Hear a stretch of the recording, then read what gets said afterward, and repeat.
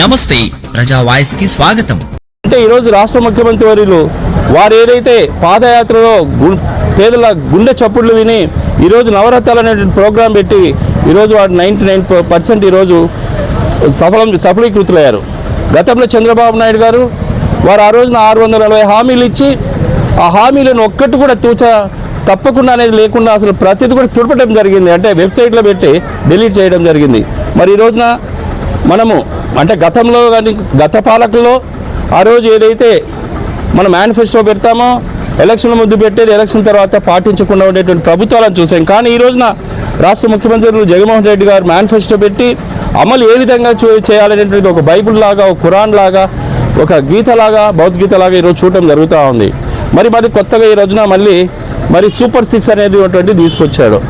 ఆ సూపర్ 6 ఎక్కడి నుంచి పుట్టినాయని వాళ్ళని ప్రశ్నిస్తూ ఉన్నాను. ఈడ గతంలో మేమైతే నవరత్నాల ప్రోగ్రాం నుంచి పుట్టినటువంటిదే ఇది.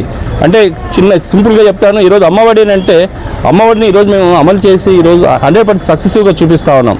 వారికి తల్లికి వందనం అనేటువంటి ప్రోగ్రాం తెచ్చారంటే మా పథకాలను వీళ్ళు కాపీ కొట్టడం అంటారు దీన్ని. అంతేకాకుండా మేము ఈ రోజున చేయూత అనేటువంటిది ఒక ప్రోగ్రాం పెడితే వీరు మహాశక్తి అని చెప్పి 1500 రూపాయలు నెలకని చెప్తా ఉన్నారు. అంటే 12 నెలలకు 18,000 అవుతుంది. కానీ జగన్మోహన్ రెడ్డి గారు 18,750 రూపాయలు ఇస్తూ అక్క చెల్లెళ్ళు ఆర్థికంగా బలోపేతం కావాలనే ఉద్దేశంతో వారు ఈ రోజున తీసుకురావడం జరుగుతున్నారు. అంటే ఏది కూడా అంటే ఈ చిన్న ఎగ్జాంపుల్ చెప్తా ఉన్నాను. గతంలో వీరి సుపుత్రులైనటువంటి లోకేష్ గారు ఈ సంక్షేమ పథకాలు ఇవన్నీ ఇస్తూ ఉంటే మన ఆంధ్రప్రదేశ్ మరో శ్రీలంక అవుతుందని చెప్తా ఉన్నారు. మరి ఈ రోజున వీరు ఈ సూపర్ 6 పెట్టి ఒక ఇంట్లో ఎంతమందికి ఉంటే అంతమందికి ఇస్తా అని చెప్తే మరి శ్రీలంక కాకపోతే మరి ఏమవుతుంది? మీరు చేసేటువంటిదే ప్రజలని పిచ్చివాళ్ళని చేస్తూ ఉన్నారా? మీరు చెప్పేటువంటి పథకాలు నమ్మడానికి వారు ఏమైనా పిచ్చివాళ్ళు అనుకుంటున్నా? ప్రజలు మీకు ఖచ్చితంగా రాబోయే రోజులు బుద్ధి చెప్తారని కూడా ఈ సందర్భంగా తెలియజేస్తూ ఉన్నాను. మీరు ఏది చేసినా కూడా ప్రజల్ని నమ్మే విధంగా మీరు చేసి మంచి పాలకు అనిపించుకోవాలా. మీరు గత 14 సంవత్సరాల్లో మీరు ఏం డెవలప్మెంట్ చేసి చూపించారో మాకు ఒకసారి చూపించండి. అంటే ఈరోజు మేము గ్రామ సచివాలయం మేము తీసుకురాగలిగాం, మరి మీరు ఎందుకు తీసుకురాలేదని కూడా మేము ఈ సందర్భంగా మేము ప్రశ్నిస్తూ ఉన్నాం. అంటే మేము చేస్తే ఈరోజు మీరు ఎత్తి చూపిస్తూ ఉన్నారు. అంటే మీరు చేయలేకపోగా మేము చేసే వాళ్ళని ఎంకరేజ్ చేయకపోగా ఎందుకు డిస్కరేజ్ చేస్తూ ఉన్నారు అనేటిది కూడా ప్రజలు గమనిస్తూ ఉన్నారు. ఈ రోజున ముఖ్యంగా గత స్వాతంత్రం వచ్చినప్పటి నుంచి ఈ రోజున రాష్ట్ర ముఖ్యమంత్రి వర్యులు గతంలో ఉన్నటువంటి 11 మెడికల్ కాలేజీలే కాకుండా ఈ రోజున ఈ 4.5 సంవత్సరంలో ఈరోజు 18 మెడికల్ కాలేజ్ తీసుకొని వచ్చి ఈరోజు బడుగు బలహీన వర్గాల వారికి అత్యాధునికమైనటువంటి వైద్యం అందిస్తూ ఉన్నారు. అంతేకాకుండా ఆరోగ్యశ్రీ అనేటువంటి ప్రోగ్రాం ఈరోజు 5 లక్షలు ఉంటే ఈరోజు దాన్ని 25 లక్షలు తీసుకురావడం జరుగుతూ ఉంది. అంటే ఏ రకంగా చూసుకున్నా కూడా ఈరోజు ఈ ప్రభుత్వం బడుగు బలహీన వర్గాల ప్రభుత్వాన్ని ఈరోజు వారు నిరూపణ చేయడం జరిగింది. ముఖ్యంగా ఈ రోజున సాధికార బస్సు యాత్ర జరుగుతూ ఈ రోజున బడుగు బలహీన వర్గాలకి 70% వాళ్ళు రాజకీయ పదవులు ఇచ్చి అట్లాగే ఆడవారికి కూడా 50% ఇచ్చి ఈరోజు వారు ఏ రకంగా చూసినా కూడా బడుగు బలహీన వర్గాల వారికి ఉన్నత స్థాయి తీసుకొచ్చారని ఈ సందర్భంగా మనందరికీ కూడా తెలిసినటువంటిదే. ఆయన క్యాబినెట్లో ఉన్నటువంటి 25 మందిలో 18 మంది ఎస్సీ, ఎస్టీ, బీసీ మైనార్టీలకు ఈరోజు పదవులు ఇచ్చి వారి ఉన్నత స్థానంలో పెట్టడం జరిగింది. మరి గత ప్రభుత్వము ఏ రోజైనా కూడా ఇంత శాతము మరి మినిస్టర్ ఇచ్చినటువంటి దాఖలాలు ఉన్నాయా? మనం కూడా ఎప్పుడు కూడా చూడలేదు. ఈరోజు ముఖ్యంగా రాష్ట్రంలో 139 కులాలని 56 కార్పొరేషన్లు వేసి ప్రతి ఒక్క కార్పొరేషన్లో కూడా మనందరూ కూడా వాటా ఇచ్చే రోజు మనల్ని ఈరోజు ఉన్నత స్థాయిలో తీసుకుపోవడం జరుగుతూ ఉంది. అంతేకాకుండా గత ప్రభుత్వంలో మైనార్టీకి ఒక్క మినిస్టర్ కూడా ఒక్క సీటు కూడా ఇచ్చినటువంటి దాఖలాలు లేవు. ఈ రోజున రాష్ట్ర ముఖ్యమంత్రి వర్యులు ఈరోజు ఒక డిప్యూటీ సీఎం ఇచ్చి అలాగే ఈ రోజున ఎమ్మెల్సీలు ఇవ్వటము, ఎమ్మెల్యే పదవులు ఇవ్వటం కూడా జరుగుతూ ఉంది. అంటే నువ్వు ఎస్సీలను తీసుకోండి, మైనార్టీలు తీసుకోండి, ఎస్టీలను తీసుకోండి, ఈరోజు ఎస్టీలో కూడా డిప్యూటీ సీఎంకి ఇచ్చి వారు గౌరవించడం జరుగుతూ ఉంది. నువ్వు ఏ రకంగా చూసినా ఈ ప్రభుత్వము బడుగు బలహీన వర్గాలను ప్రభుత్వం అని చెప్తా ఉన్నాం. రేపు రాబోయే రోజుల్లో 2024లో వైనాట్ 175 అనేటువంటి దానికి మేము వైనాట్ 75 చూపించి మళ్ళీ జగన్మోహన్ రెడ్డి ముఖ్యమంత్రి చేసుకుంటే అట్లాగే సాయిప్రసాద్ రెడ్డి గారిని కూడా ఎమ్మెల్యే చేసుకుంటే ఈ సందర్భంగా మీకు తెలియజేస్తా ఉన్నాను. ఈరోజు రాష్ట్ర ముఖ్యమంత్రి గారు ఆదేశాల మేరకు మన స్థానిక శాసనసభ్యులు సాయిప్రసాద్ రెడ్డి గారు నేను ఈ రోజున గడప గడపకు మన ప్రభుత్వం అనే ప్రోగ్రాంకు ఈరోజు పెద్ద తుమ్మల అనేటువంటి మేజర్ గ్రామ పంచాయతీ అనేటువంటి ఈ గ్రామానికి రావటం జరిగింది.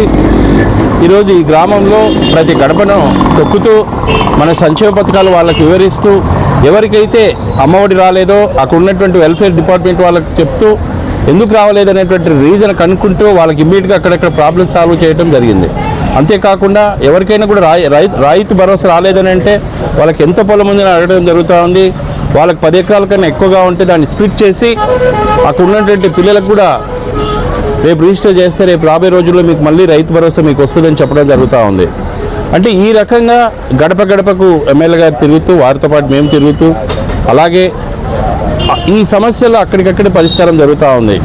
ముఖ్యంగా ఈరోజు గడప గడపకు వెళ్తే ఇక డ్రైనేజ్ ప్రాబ్లం ఒకటి, అలాగే రోడ్లు చిన్న చిన్న సమస్యలు కనిపిస్తూ ఉన్నాయి. వాటికి అక్కడనే రేపు రాబోయే రోజుల్లో మనకు గడప గడపకు 40 లక్షల రూపాయలు రావడం జరుగుతూ ఉంది. ఆ 40 లక్షల రూపాయలు కూడా రేపు ఎక్కడ ఉందో అనేటువంటిది ఇంజనీరింగ్ డిపార్ట్మెంట్ వారికి తెలియజేసి రేపు ఈ రోడ్లు వేయండి అని చెప్పడం కూడా జరుగుతూ ఉంది. ఈ రోజున మన రాష్ట్ర ముఖ్యమంత్రి గారు రాష్ట్రంలో ఉన్నటువంటి ప్రతి గ్రామం కూడా అభివృద్ధి చెందాలనే ఉద్దేశంతో గడప గడపకు ప్రోగ్రాం పెడుతూ ప్రతి గ్రామంలో రోడ్లు అయితేనేమి డ్రైనేజ్ అయితేనేమి ఈ సిస్టమ్ని అనలైజ్ చేస్తూ అభివృద్ధి సైడ్ నడిపిస్తూ ఉన్నారు. ఈ రోజున గ్రామ స్థాయిలో అభివృద్ధి జరిగింది అని చెప్పడానికి ఈ రోజున సచివాలయం రావడం జరుగుతూ ఉంది. అంతేకాకుండా రైతు భరోసా రావడం జరుగుతుంది. రైతు భరోసా కేంద్రాలు కూడా వచ్చాయి. అంతేకాకుండా ఫ్యామిలీ హెల్త్ క్లినిక్స్ రావడం జరుగుతూ ఉంది. అంతేకాకుండా నాడు నేడు ప్రోగ్రాం ద్వారా రాష్ట్రంలో ఉన్నటువంటి 38,000 స్కూల్ ఈరోజు రెనోవేట్ అయ్యి ఈరోజు కార్పొరేషన్ స్కూల్కు ధీటుగా ఉంది అనేటువంటిది కూడా మన కళ్ళ కనిపిస్తూ ఉంది. ఈరోజు రాష్ట్రంలో సంక్షేమ పథకం అట్లాగే అభివృద్ధి ఈ రెండు కూడా మనకు కనిపిస్తూ ఉన్నాయి. కానీ ఈరోజు మన మాజీ ముఖ్యమంత్రి వర్గ చంద్రబాబు నాయుడు గారు అభివృద్ధి ఎక్కడ జరుగుతుందని అడుగుతూ ఉన్నారు. మరి ఈ రోజున గ్రామంలో సచివాలయం తీసుకురావడం ఇది అభివృద్ధి కాదా అంటాను నేను ఈరోజు ప్రశ్నిస్తూ ఉన్నాను. ఎందుకంటే ఈరోజు ముఖ్యంగా చూస్తే సచివాలయాలు తీసుకొని వచ్చి ఈరోజు గ్రామరాజ్యం ఏదనంటే ఈరోజు గ్రామ స్వరాజ్యం ద్వారా గాంధీ ఏదైతే కలగన్నారో అది ఈ రోజున వారు నిరూపించగలిగారు. ఈ రోజున ప్రతి గ్రామం పోతే సచివాలయం ద్వారా ఈరోజు బర్త్ సర్టిఫికేట్ అయితేనేమి, డెత్ సర్టిఫికేట్ అయితేనేమి, ఇన్కమ్ సర్టిఫికేట్ అయితేనేమి, నేటివిటీ సర్టిఫికేట్స్ అయితేనేమి, సురక్ష అని ప్రోగ్రాం పెట్టి ప్రతి ఇంటికి కూడా మా వాలంటీర్ వెళ్ళి వాళ్ళకి ఇవన్నీ కూడా అందజేయడం జరుగుతూ ఉంది. అంతేకాకుండా ఈరోజు ఆరోగ్య సురక్ష అనేటువంటి ప్రోగ్రాం ద్వారా ప్రతి ఒక్కరు కూడా బడి బలహీన వర్గాల వాళ్ళ ఆరోగ్యం కాపాడాలనే ఉద్దేశంతో గతంలో 1 మంత్ ఒక ప్రోగ్రాం పెట్టి ప్రతి ఒక్క పేదవాడికి ఏ జబ్బు లేకుండా కూడా ఈ రోజున స్క్రీనింగ్ టెస్ట్ చేసి వాళ్ళ ఇంటి దగ్గరనే 7 రకాల టెస్టులు చేసి వాళ్ళ ఆరోగ్యాన్ని ఈరోజు సురక్షంగా చూడటం జరుగుతూ ఉంది. అంతేకాకుండా మళ్ళీ ఈరోజు ఆడుదాం ఆంధ్ర అనే ప్రోగ్రాం ద్వారా గ్రామ స్థాయిలో ఉన్నటువంటి యువతను వాళ్ళని నైపుణ్యత టెస్ట్ చేయడానికి ఆడుదాం ఆంధ్ర ప్రోగ్రాం ద్వారా ముఖ్యంగా క్రికెట్ అయితేనేమి, వాలీబాల్ అయితేనేమి, ఖోఖో అయితేనేమి, బ్యాడ్మింటన్ అయితేనేమి అంటే ఈరోజు అక్కడ ఉన్నటువంటి బడుగు బలహీన వర్గాలనే కాకుండా ప్రతి ఒక్క యువత కూడా ఈ రోజున జిల్లా స్థాయి నుంచి రాష్ట్ర స్థాయి నుంచి ఇంటర్నేషనల్గా ఆడిపించాలనే ఉద్దేశంతో ఈరోజు వాళ్ళని ముఖ్యంగా అంబటి రాయుడు గారిని కానీ ఈరోజు సింధు కానీ శ్రీకాంత్ గారిని వాళ్ళు ఈ రోజున అంబాసిడర్గా వచ్చి ఈరోజు ఈ రకంగా చేయటం జరుగుతూ ఉంది.